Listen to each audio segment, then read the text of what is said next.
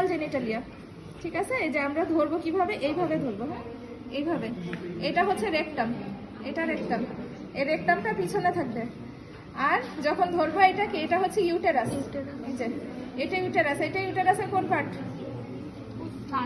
ফান্ডাস। তাহলে ফান্ডাসটা অ্যান্টেরিয়রলি থাকবে, এইভাবে, এইভাবে থাকবে, ঠিক আছে এইভাবে। অনেকে এইভাবে ধরে, এইভাবে না, কিন্তু বডিতে যেরকম পজিশন এই যে এরকম, হ্যাঁ রেকটামটা এই যে এরকম সোজা থাকবে, আর হচ্ছে ফান্ডাসটা এরকম, হ্যাঁ এভাবে থাকবে। তাহলে এইটা হচ্ছে রেকটাম, এটা ইউটেরাস। তাহলে রেকটাম আর ইউটেরাসের মাঝখানে কি থাকে? এই যে একটা পাউচ, এটা কি পাউচ?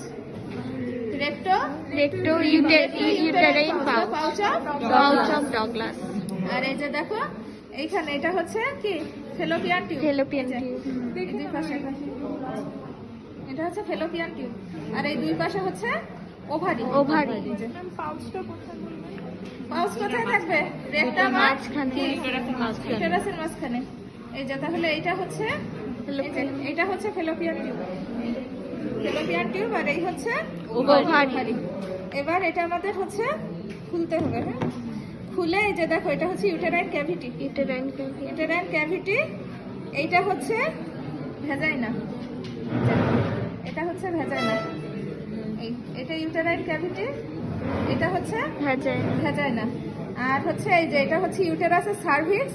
তাহলে সার্ভিক্স যেখানে ভ্যাজাইনাতে ইনসার্ট করে সেখানে হচ্ছে কি একটা স্পেস তৈরি হয়, তাই না? সেটার নাম কি? ফর্নিক্স। তাহলে এইটা হচ্ছে পোস্টেরিয়র ফর্নিক্স, এই যে এটা পোস্টেরিয়র ফর্নিক্স, এই যে এটা হচ্ছে পোস্টেরিয়র ফর্নিক্স, আর এটা হচ্ছে অ্যান্টেরিয়র ফর্নিক্স।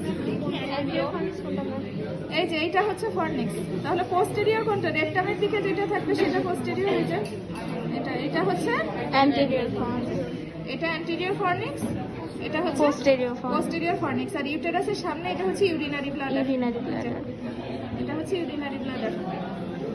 যে এখানে এটা হচ্ছে ইউরিনারি ব্লাডার। তাহলে